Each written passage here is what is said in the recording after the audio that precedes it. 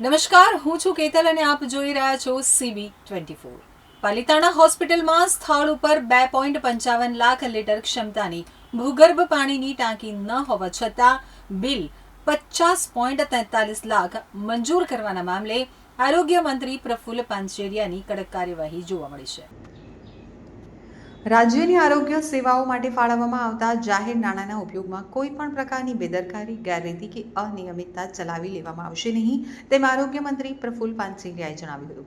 રાજ્યના આરોગ્ય મંત્રી પ્રફુલ્લ પાનસેરિયાએ પાલિતાણા હોસ્પિટલની તાજેતરની મુલાકાત દરમિયાન હોસ્પિટલ માટે મંજૂર કરવામાં આવેલ 2.55 લાખ લીટર ક્ષમતાની ભૂગર્ભ પાણીની ટાંકી સ્થળ ઉપર ન હોવાનું ધ્યાનમાં આવતા સમગ્ર મામલે ગંભીર નોંધ લીધી હતી।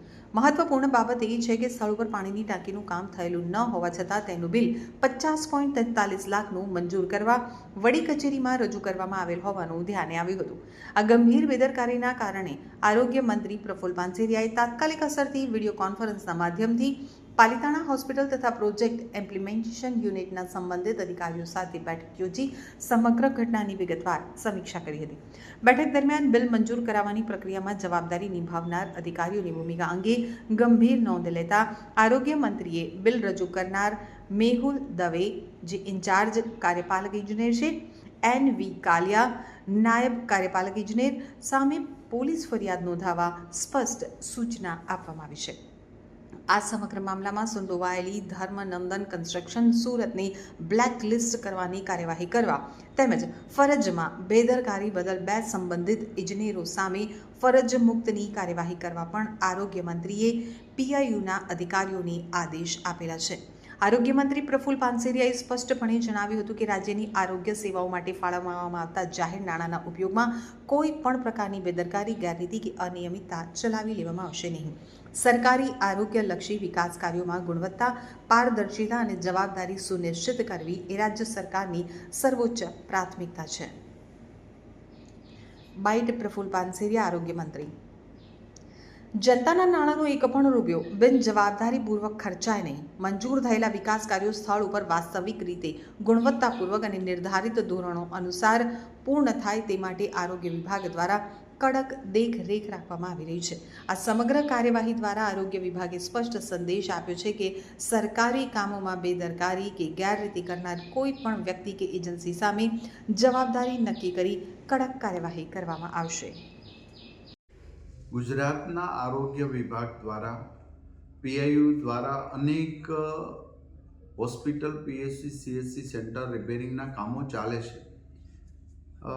પાલિતાણા સરકારી હોસ્પિટલમાં 2.5 લાખ લીટરની ભૂગર્ભ ટાંકી મંજૂર કરીને અમે વર્ક ઓર્ડર આપ્યો હતો અને મારી સરપ્રાઇઝ વિઝિટમાં પણ મેં આ ટાંકી જોવા, ભૂગર્ભ 2.5 લાખ લીટરની ટાંકી જોવાનો આગ્રહ રાખ્યો। ત્યારે ત્યાંના તંત્રને ખબર ન હતી કે અમારે અહીંયા ટાંકી નથી બની, પરંતુ ત્યાંના એન્જિનિયર કાર્યપાલક મેહુલ દવે અને નાયબ કાર્યપાલક ઇજનેર AV કાલિયા દ્વારા અહીંયા બિલ પાસ કરવા માટે એજન્સી ધર્મનંદન કન્સ્ટ્રક્શન સાથે મેળાપણી કરી 2.5 લાખ લીટરની ટાંકી બનાવી જ નથી અને બિલ મંજૂરી કરવા માટે જ્યારે અહીં આવ્યું ત્યારે અમારા PIU વિભાગના અધિકારીશ્રીઓ મારા વિઝિટમાં પણ મેં આ ટાંકી ક્યાંય જોઈ ન હતી।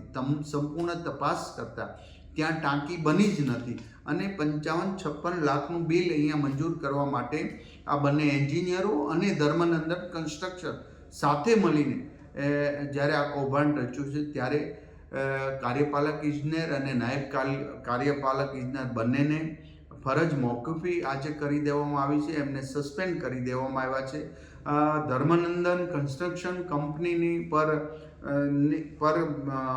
બ્લેકલિસ્ટ કરી દેવામાં આવી છે ને ધર્મનંદન કંપની, મેહુલ દવે અને NV કાલિયા આ ત્રણેય પર પોલીસ કેસ કરવાની મેં મારા વિભાગને સૂચના આપી છે। માટે બધી જ જગ્યા પર ચાલતા કામોમાં કોઈ પણ ગુણવત્તામાં કંઈ પણ કચાશ કરશે તો પણ દંડ થશે અને સસ્પેન્ડ થશે, બ્લેકલિસ્ટ થશે અને જેઓ બનાવીને આ રીતનું કૌભાંડ કરી રહ્યા છે એમને પણ દંડ આપવામાં આવી રહ્યો છે। ત્યારે આજે અમારી ટીમ કોઈ એવું ન સમજે કે નાના વિસ્તારની અંદર ચાલેલી કામગીરી એમ જ ચલાવી લેશું। અમે ગમે ત્યાં સરપ્રાઇઝ વિઝિટમાં જશું, આવું ગોતીશું અને અમે સરકારના પાયે સમાજ લોકોના પાયે પૈસાનો હિસાબ અમે આ લોકો પાસે માંગીશું. ગરીબ દર્દીઓ માટેની સવલતમાં આટલી મોટી એ ખરાબ વૃત્તિના લોકો જ્યારે આવું કામગીરી કરતા હોય ત્યારે સરકાર પણ સખ્ત એક્શન લેશે. હજી જે સારી કામગીરી કરે છે ને એનું અભિનંદન પાઠવું છું, પરંતુ બિલકુલ બનાવવાનું 2.5 લાખ લીટરની પાણીની ટાંકી બનાવ્યા વગર જ બિલ મૂકવું, આ તો ગંભીર એમનું કૃત્ય છે. અમને પોલીસ કેસ પણ કરવામાં આવશે, સસ્પેન્ડ પણ કરી દેવામાં આવશે અને બ્લેકલિસ્ટ કરી દેવામાં આવશે.